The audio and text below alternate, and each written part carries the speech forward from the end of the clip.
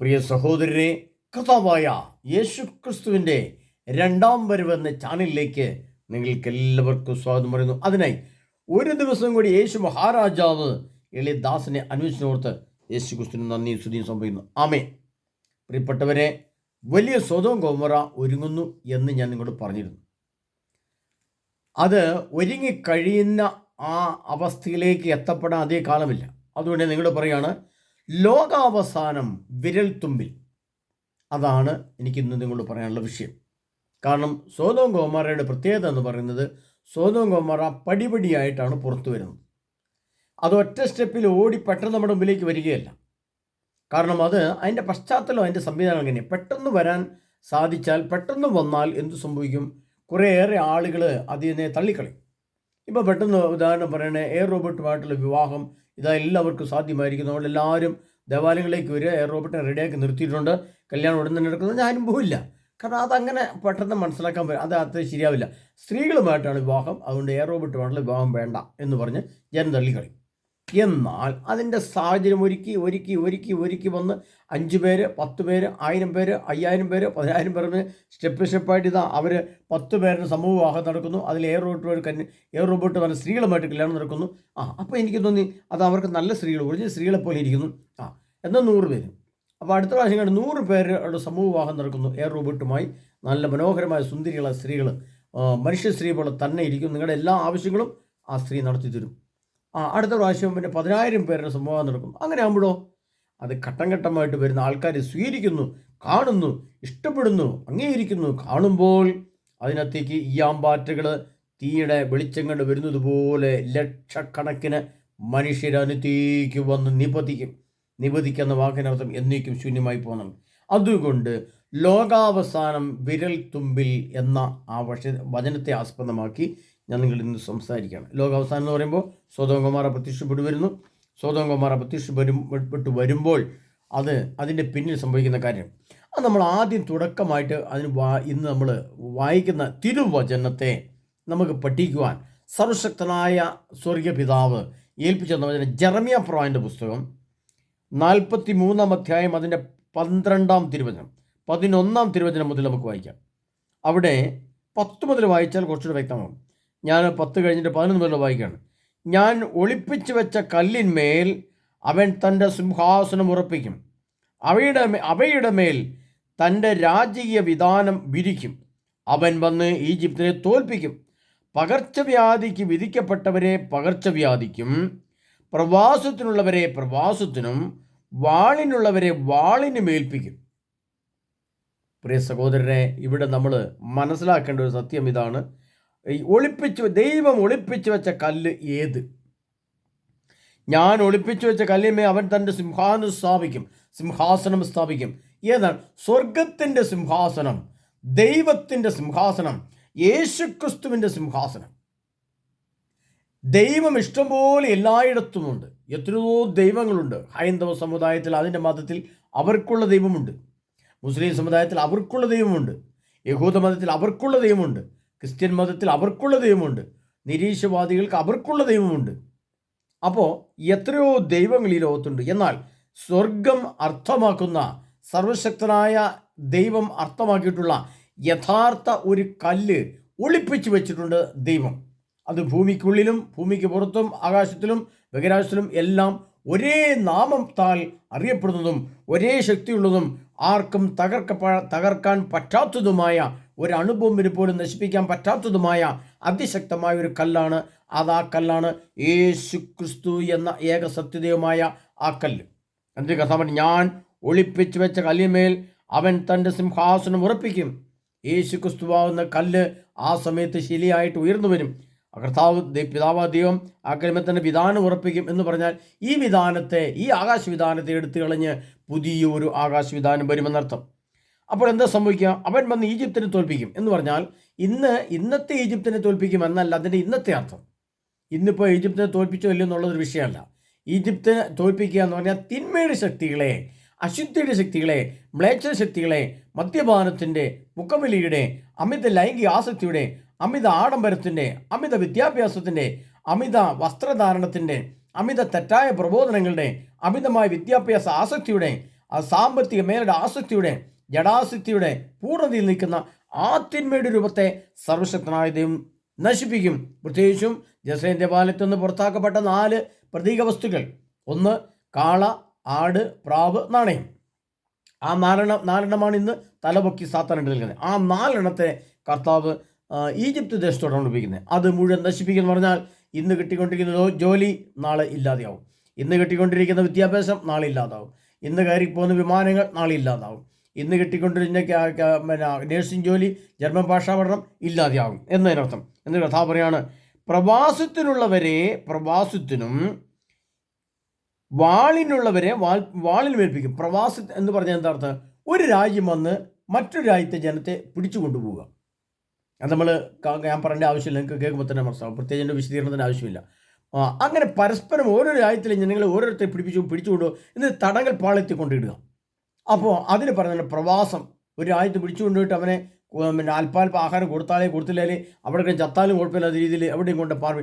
അങ്ങനെ പ്രവാസത്തിലുള്ളവരെ ദൈവം ഇപ്പോൾ തന്നെ വെച്ചിട്ടുണ്ട്. അതായത് സാത്താൻ്റെ അടിമത്തത്തിൽ ഇപ്പോഴായിരിക്കുന്നവരെ ദൈവം തന്നെ ആ അടുത്ത സാത്താൻ്റെ പിടുത്തത്തിന് വിട്ടുകൊടുക്കും. എന്നിട്ട് പിന്നെ പറയുന്നത് വാളിനുള്ളവരെ വാളിനേൽപ്പിക്കും. യുദ്ധത്തിൽ മരിക്കാൻ ഇപ്പോൾ തന്നെ ഈ പൈശാചി ശക്തികളുടെ തിന്മ ലോകത്ത് ശക്തമായി വരുമ്പോൾ ഈ കൊല്ലപ്പെടാൻ കർത്താവ് ഇപ്പോൾ തന്നെ നിയമിച്ചു വെച്ചിരിക്കുന്നവരുണ്ട്. അതായത് യേശുക്രിസ്തുവിൽ അടിയുറച്ച് വിശ്വസിക്കാതെ, അടിയുറച്ച് പ്രവർത്തിക്കാതെ, അടിയുറച്ച വിശ്വാസം വിശുദ്ധിയും രൂപീകരിക്കാതെ, അടിയുറച്ച ജ്ഞാനം ലഭിക്കാതെ ഒരു കൊട്ടത്താപ്പ് വിശ്വാസവും ഒരു കൊട്ടത്താപ്പ് പ്രവൃത്തിയുമായിട്ട് പോകുന്ന ഇന്നത്തെ സംവിധാനങ്ങളോട് ചേർന്ന് നിൽക്കുന്നവരെ കർത്താവിനെയും വാളിന് വിട്ടുകൊടുക്കും. പിന്നെന്താണ്? കർത്താവ് പ്രവാസി വിട്ടു കൊടുക്കും. വാളിനുള്ളവർ വാളിനേൽപ്പിക്കും. അതുപോലെ തന്നെ പകർച്ചവ്യാധിക്കുള്ളവരെ പകർച്ചവ്യാധിക്ക് വിട്ടുകൊടുക്കും. പ്രിയ സഹോദരനെ, ഇവിടെ നമ്മൾ മനസ്സിലാക്കേണ്ട ഒരു സത്യം എന്താണെന്ന് ചോദിച്ചാൽ അത് നമ്മൾ വളരെ വ്യക്തം മനസ്സിലാക്കുക. നമുക്കറിയാം, കൊറോണ വൈറസുകൾ വന്ന സമയത്ത് കൊറോണ വൈറസിൻ്റെ കുത്തിവയ്പ്പ് എടുക്കാതെ എന്ന് കുറേ ആൾ ഇന്ന് ലോകത്തുണ്ട്. ലോകത്തിൻ്റെ വിവിധ ഭാഗങ്ങളിൽ കുത്തിവയ്പ്പ് എടുക്കാതെ സംരക്ഷിക്കപ്പെട്ടവരും നോക്കിയെന്നവരും ശ്രദ്ധിക്കുന്നവരും ഒക്കെ ഉണ്ട്. എന്നാൽ ആ പകർച്ചവ്യാധി തൊടാതെ പോയവരാണ് അവർ.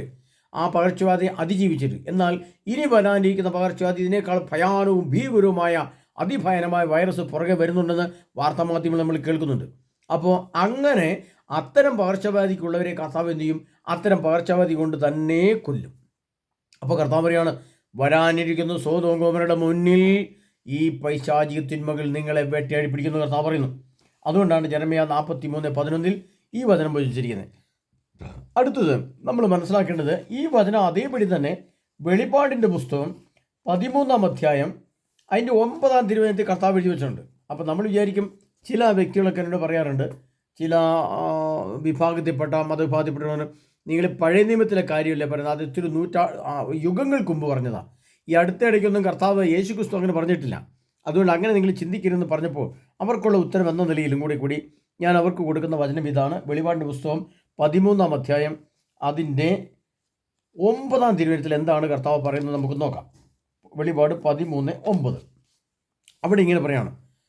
13-ാം അധ്യായം 9-ാം തിരുവചനം. അവിടെ വധിക്കപ്പെട്ട കുഞ്ഞാടിൻ്റെ ജീവഗ്രന്ഥത്തിൽ ലോകസ്ഥാപനം മുതൽ പേരെഴുതപ്പെടാത്തവരായി ഭൂമിയിൽ വസിക്കുന്ന സർവ്വരും അതിനെ ആരാധിക്കും. എന്നിട്ട് കർത്താവ് പറയുന്നത്, ചെവിയുള്ളവൻ കേൾക്കട്ടെ എന്ന് പറഞ്ഞിട്ട് പിന്നെ പറയുന്നതാണ്, തടവിലാക്കപ്പെടേണ്ടവർ തടവിലേക്ക് പോകുന്നു, വാളുകൊണ്ട് വധിക്കപ്പെടുന്നവൻ വാളിനിരയാകണം. ഇവിടെയാണ് വിശുദ്ധരുടെ സകല ശക്തിയും വിശ്വാസവും. വിശ്വാസം പറഞ്ഞാൽ വിശ്വാസമല്ല കേട്ടോ, യേശുക്രിസ്തുവിലുള്ള വിശ്വാസമാണെന്ന് പറഞ്ഞാൽ ആരും നിന്നേക്കരുത്. ഈ വിശ്വാസം നമ്മുടെ സഭയിലും ധ്യാനത്തിലും എവിടെ ചെന്നാലും അച്ഛന്മാരുടെ വായിന്നും എവിടെ ചെന്നാലും വിശ്വാസം, കർത്താവായ യേശുക്രിസ്തു വിശ്വാസം എന്ത് വിശ്വാസമാണ് പ്രിയപ്പെട്ടവരെ? വിശ്വാസമല്ല വേണ്ടത്, വിശുദ്ധിയിലേക്ക് പ്രവേശിക്കണം. തെങ്ങ്, തേങ്ങ, കൊപ്ര, എണ്ണ. ഞാൻ പലപ്പോഴും പറയല്ല, തെങ്ങിൽ നിന്ന് നേരിട്ട് എണ്ണ കിട്ടുമോ? നമുക്ക് ഭയങ്കര വിശ്വാസമാണ്. തെങ്ങിൽ നിന്നാണ് എണ്ണ കിട്ടുന്നത്, നമുക്കറിയാം, ഒരു അറിവിൻ്റെ തലമാണ്. അപ്പം ഗ്ലാസ് കൊണ്ടുപോയിട്ട് തെങ്ങിൻ്റെ വീട്ടിൽ കൊണ്ടു വെച്ചിട്ട് എണ്ണയും വരട്ടെന്ന് പറഞ്ഞാൽ കിട്ടുമോ? കിട്ടില്ല. അപ്പം തെങ്ങിൽ നിന്ന് ഉൽപ്പാദിപ്പിക്കുന്ന തേങ്ങയിൽ നിന്നാണ് എണ്ണ കിട്ടുന്നത്, തേങ്ങയിൽ നിന്ന് നേരിട്ട് കിട്ടില്ല. അത് കൊപ്രയാക്കണം, കൊപ്രയിൽ നിന്നാണ് കിട്ടുന്നത്, കൊപ്രയിൽ നിന്ന് കിട്ടുന്നില്ല. അത് കിട്ടുന്ന ചക്കിനകത്ത് കൊണ്ടുപോകണം. അങ്ങനെ 3-4 സ്റ്റെപ്പ് കടക്കുമ്പോൾ കിട്ടുന്നതാണ് എണ്ണ. എന്നതുപോലെ വിശ്വസിച്ചു എന്നതുകൊണ്ട് ഒരാൾക്ക് നിത്യജീവനോ സ്വർഗീയ മഹത്വമോ ലഭിക്കുന്നില്ല. അതുകൊണ്ടാണ് വിശ്വാസം, വിശുദ്ധി, രൂപാന്തരീകരണം, ഫലം. അങ്ങനെ 4 ഘട്ടങ്ങൾ കടക്കുമ്പോഴാണ് യേശുക്രിസ്തുവിൻ്റെ മഹത്തായ നിത്യജീവൻ നമുക്ക് ലഭിക്കുന്നത്. അതുകൊണ്ടാണ് കർത്താവ് പറയുന്നത്. അതുകൊണ്ട് എന്താ കർത്താവ് പറഞ്ഞിരിക്കുന്നത്? വെളിപാട് 13:9 പറയാണ്, തടവിലാക്കപ്പെടേണ്ടവർ തടവിലേക്ക് പോന്നു, വാളുകൊണ്ട് വധിക്കപ്പെടുന്നവർ വാളിനിരയാകണം, പകർച്ചവ്യാധിക്കുള്ളവരെ ദൈവം അതിന് വിട്ടുകൊടുക്കും. ഇവിടെയാണ് വിശുദ്ധരുടെ സഹനശക്തിയും ജ്ഞാനവും ആവശ്യമായി വരുന്നത്. അവിടെയാണ് വിശുദ്ധിയുള്ളവരെ ഇവിടെ വിശ്വാസം സഹനശക്തിയും വിശ്വാസം എഴുതിയിട്ടുണ്ട്. വിശ്വാസത്തിൻ്റെ അർത്ഥം എന്താണ്? വിശുദ്ധി പരിശുദ്ധിയായിട്ട് മാറണം, അതിനെ ഫലം ചൂടണം.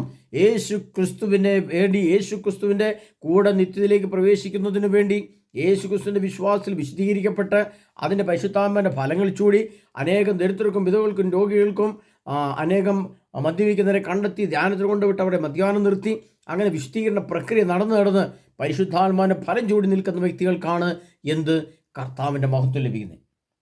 അത് നമ്മൾ ഇനി ചിന്തിക്കുമ്പോൾ അത് എത്രമാത്രം അടുത്തെത്തി. ഈ പറഞ്ഞ കാര്യങ്ങളൊക്കെ ഒരു കാലഘട്ടത്തിൽ ദൈവം എഴുതി വെച്ചതാണ്. അതിപ്പോൾ എന്നെ ബാധിക്കുന്നില്ല, എൻ്റെ പ്രശ്നവുമല്ല. അതുകൊണ്ട് ഇതൊക്കെ എത്ര അടുത്തെത്തി നമ്മൾ മനസ്സിലാക്കണമെങ്കിൽ എന്താണുള്ളത്? അത് എസെക്കിയേൽ പ്രവാചകന്റെ പുസ്തകം 39:9 പറഞ്ഞിട്ടുള്ള വചനമാണെങ്കിലും ചില പ്രത്യേക ആശയങ്ങൾ നിങ്ങളെ ഗ്രഹിക്കുന്നതിന് വേണ്ടി ഞാൻ ആ വചനങ്ങൾ എടുത്തു വെച്ച് വീണ്ടും പറയുകയാണ്.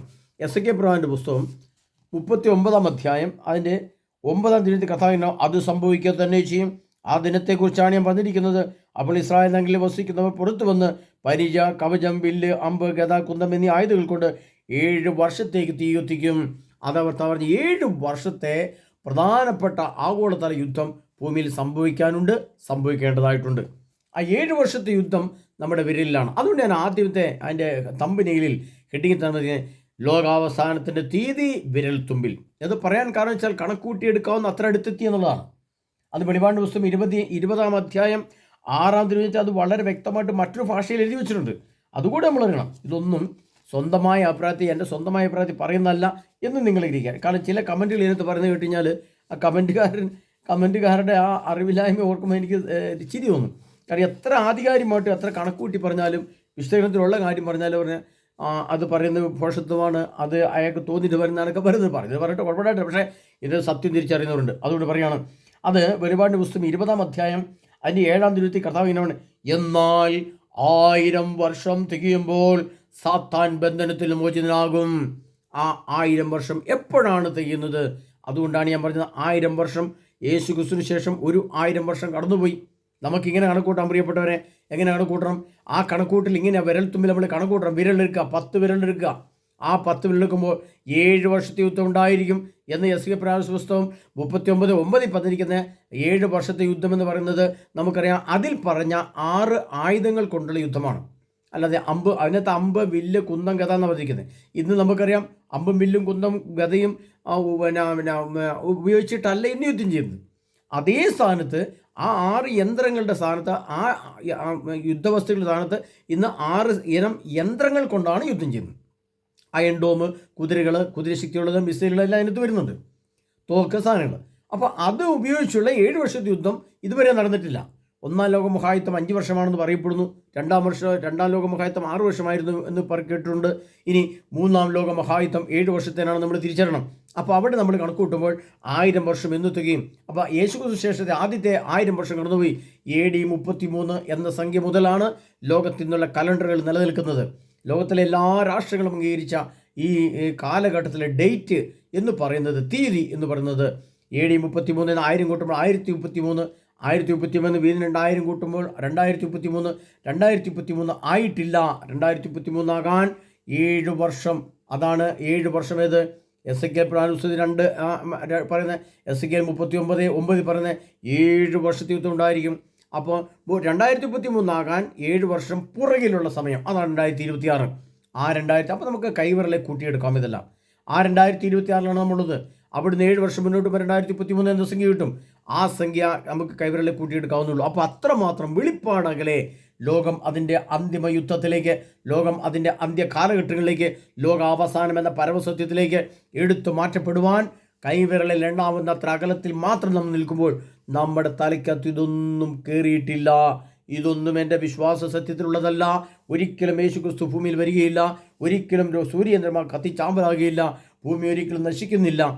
നീ മരിച്ചാൽ നിൻ്റെ അവസാനം തീർന്നു എന്ന് പറഞ്ഞുകൊണ്ട് അനേകർ സംസാരിക്കപ്പെടുമ്പോൾ ഈ വിശുദ്ധ ഗ്രന്ഥത്തിലെ വചനങ്ങൾ സത്യമാണോ മിഥ്യയാണോ എന്ന് എനിക്ക് പറയാൻ പറ്റില്ല. ഞാൻ സത്യമാണെന്ന് പറഞ്ഞുകൊണ്ട് നിങ്ങൾക്ക് ക്ലാസ് തരും.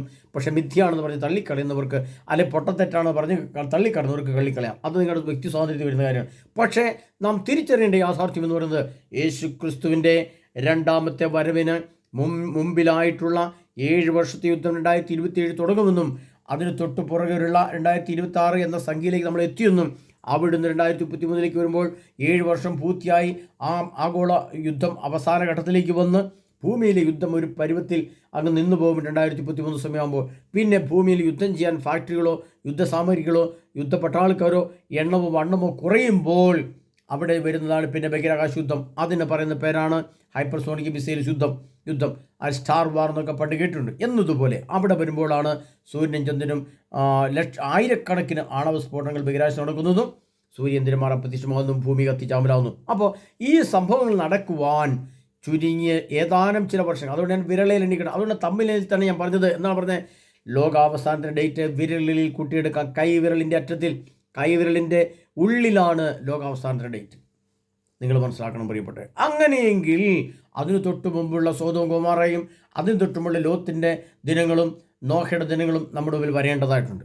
നോഹയുടെ ദിനങ്ങൾ എന്താണെന്നും ലോത്തിന് നാളിൽ സംഭവിച്ചതിന് എങ്ങനെ രക്ഷപ്പെടണമെന്നുള്ളതും ഞാൻ ഇതിനകത്തോട് വ്യക്തമായിട്ട് പറയാൻ ഉദ്ദേശിക്കുന്നില്ല. അതിന് പ്രത്യേക സ്പെഷ്യൽ നിങ്ങളുടെ എൻ്റെ ധ്യാന ക്ലാസ്സിൽ കൂടെ മാത്രമേ നിങ്ങൾക്ക് ലഭിക്കുകയുള്ളൂ. അതിനെ പ്രിയ സഹോദരങ്ങളെ, നമ്മുടെ ധ്യാന ഹാളിൻ്റെ കാര്യങ്ങളൊക്കെ ഞാൻ സംസാരിച്ചു കഴിഞ്ഞു. ധ്യാന ഹാളൊക്കെ റെഡിയായി കഴിഞ്ഞു. ആളുകൾ ബുക്ക് ചെയ്തുകൊണ്ടിരിക്കുന്നു. താല്പര്യമുള്ളവർക്കൊക്കെ വേഗം ബുക്ക് ചെയ്യാവുന്നതാണ്.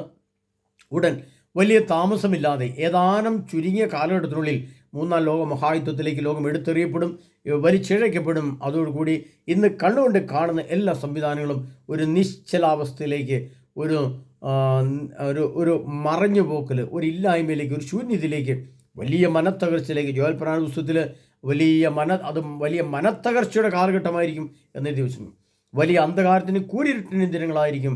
ഭൂമിയിലെ സസ്യങ്ങളുടെ ഇല മുഴുവൻ കത്തിപ്പോകുമെന്നും ഒക്കെ നമ്മൾ അതിനകത്ത് എഴുതി വായിക്കുന്നുണ്ട്. ഇപ്പോൾ തന്നെ അറിയാം, പാലക്കാട് 44 ഡിഗ്രിയിലേക്ക് പ്രവേശിക്കാൻ പോകുന്നു എന്ന് കേൾക്കുന്നു. സൂര്യാഘാതം കൊണ്ട് മനുഷ്യൻ മരിക്കുന്നു. വിദേശ രാജ്യങ്ങൾ സൂര്യാഘാതം കൊണ്ട് മരിച്ചത് കഴിഞ്ഞ വർഷം അതിന് മുമ്പത്തെ വർഷം നമ്മൾ കേട്ടതാണ്. അത് വെളിപാട് പുസ്തകത്തിൽ കർത്താവ് എഴുതി വെച്ചിരിക്കുന്നത് ഇപ്രകാരമാണ്: മനുഷ്യൻ അത്യുഷ്ണത്താൽ വെന്തു മരിച്ചു എന്ന് വിശദീകരണം എഴുതി വെച്ചിട്ടുണ്ട്.